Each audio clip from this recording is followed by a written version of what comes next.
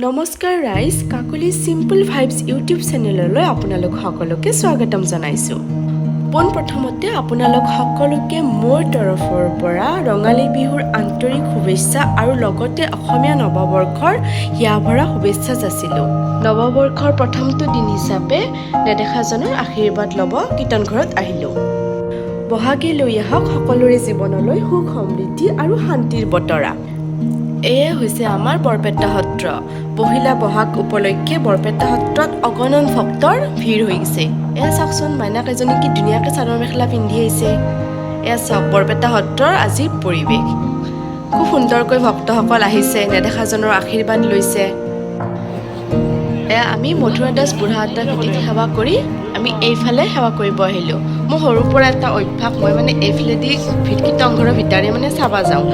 আমাৰ ছোৱালী মানুহক পুষ্পিতা হোৱাৰ পিছত ভিতৰত সোমাব নিদিয়ে কাৰণে মই এই ফুটাটোদি সদায় মই ভিতৰৰ ফালে চাই এটা সেৱা জনাওঁ, যাতে সকলোকে ভগৱানে ভালে কুশলে ৰাখে। এয়া চাওক, ভাজঘৰত বহুত ভিৰ। আগন্তুক নতুন বছৰটো যাতে ভালে কুশলে যায় তাৰ কাৰণে ময়ো নেদেখাজনৰ ওচৰত এটা সেৱা জনালোঁ। এয়া ভক্তসকলৰ মনৰ কামনা ভগৱানে সোনকালে পূৰণ কৰক।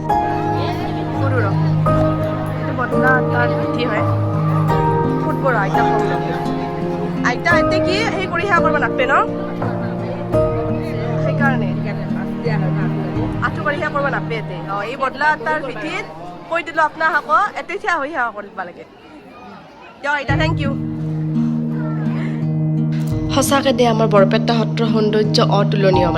তাৰ পাছত আমি সেৱা শুশ্ৰূষা কৰি ঘৰমুৱা হ'লোঁ।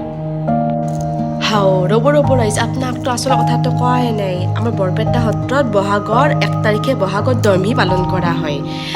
আমাৰ ইয়াতে দিনত মানুহবিলাকে ভাত নাখায়। ভাতৰ সলনি কি খায়, আপোনাৰ দৈ চিৰা, বোকা চাউল, গাখীৰ চিৰা, এই যাই যি পায় আৰু সেনেকৈ খায়।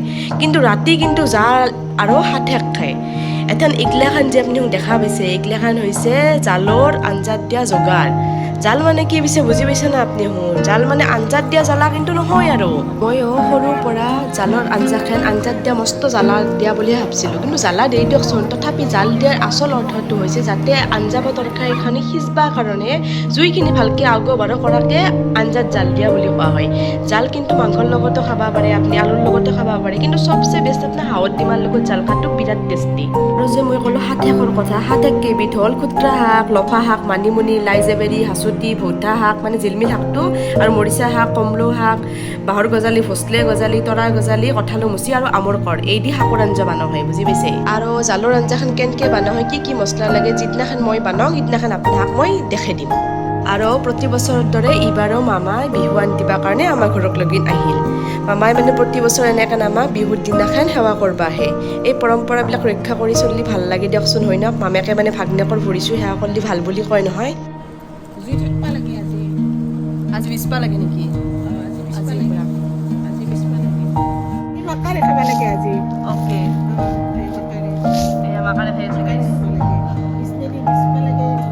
আৰু পৰম্পৰা মতে আজি গধূলা এনেকৈ বিচনীতি জুই দি বিচবা লাগে, আৰু ঘৰক লগিন ঢঙা সোমাব লাগে বুলি কয়, আৰু ঢঙা সোমালি ঘৰত লক্ষী আহা বুলি কয়। যিহেতু আজি মঙলবাৰ আৰু পহিলা বহাগো, তো বাবাৰ আশীৰ্বাদ নলকানো কেনেকৈ থাকোঁ, তো বজৰংবলীৰ আশীৰ্বাদ সদায় কাম্য মোৰ কাৰণে। তো জয় শ্ৰীৰাম, জয় বজৰংবলী। তো এই আমাৰ বৰপেটা পৌৰসভাৰ খেলপথাৰত প্ৰতি বছৰে মুকলি বিহু পতা হয়। তো এইবাৰ আহিছিল ৰাকেশ ৰিয়ান্দা, তো তেওঁক চাবৰ কাৰণে অলপমান গেলোঁ দিয়কচোন, বিহু বুলি মুকলি বিহু চাবা গেলোঁ। ভালে গান গাইছে বাৰু, ভাল লাগছে ফাংচন চাই। আৰু এই সৰু টিকলি কেইজনীক চাওকচোন, কেনে মৰম লাগছে। তাহাক চাইহে মোৰ বেছি ভাল লাগছে। ইমান ধুনীয়াকৈ বিহু নাচি আছে টিকলিকেইটাই। এনেকৈ বিহু ফাংচন চালোঁ আৰু বহুত ভাল লাগিল। শেষত আকৌ এবাৰ সকলোকে মোৰ ফালৰ পৰা নৱবৰ্ষ আৰু ৰঙালী বিহুৰ হিয়াভৰা শুভেচ্ছা যাচিলোঁ।